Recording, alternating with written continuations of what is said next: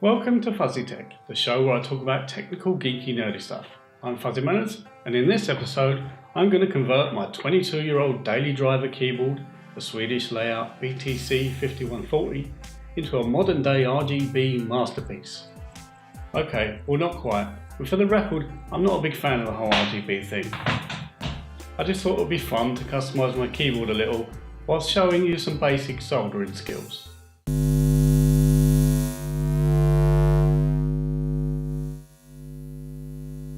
This will be a very simple project and is a great thing to do if you're new to soldering, or even if you want to practice salvaging parts from old things before you recycle it or throw it away. So, without further delay, let's get started.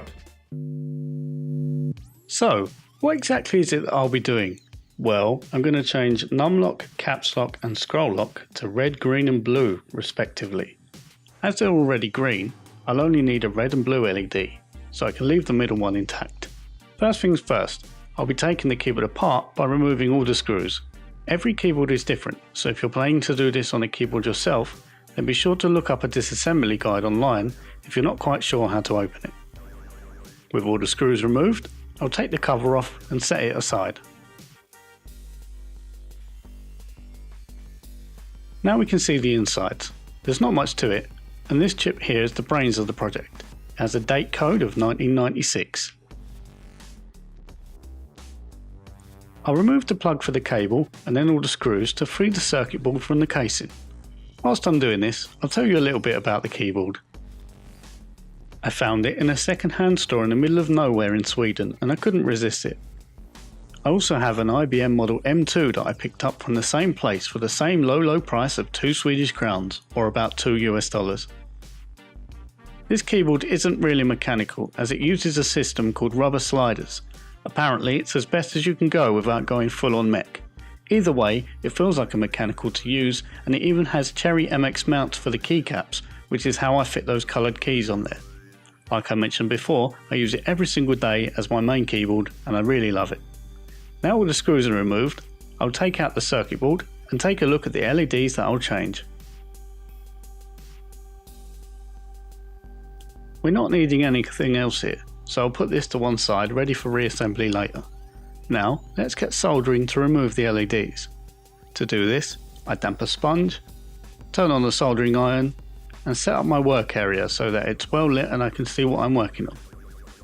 I usually use a magnifying glass on a third-hand helper.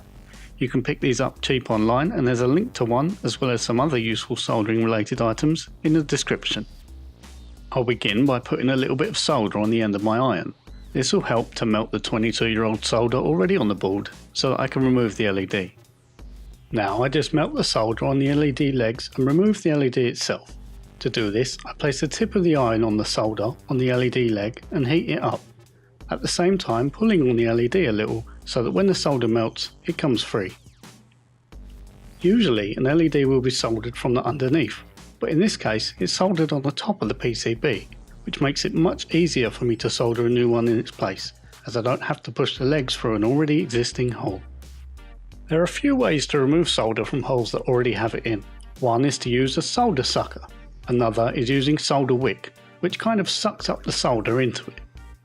One of the keys to soldering is having the iron hot enough and the solder joint to be making a good connection.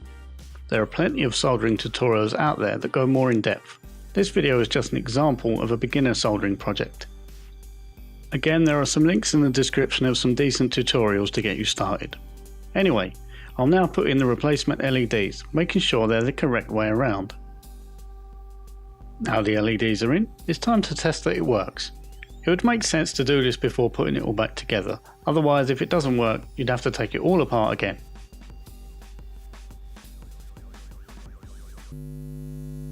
So there we have it, a modded old school keyboard made with some simple LEDs and a little bit of easy soldering. If you enjoyed this episode, please give it a like. If you didn't, please tell me why. Don't forget to subscribe and hit the bell, and you can keep up to date with all things FuzzyTek over on Instagram at FuzzyTek Show. All the relevant links are in the description. Thanks for watching, and until next time, bye bye. Into a modern day RGB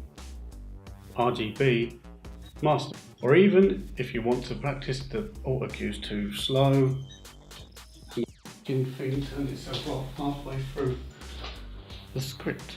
I'm Fuzzy Manners, and in this episode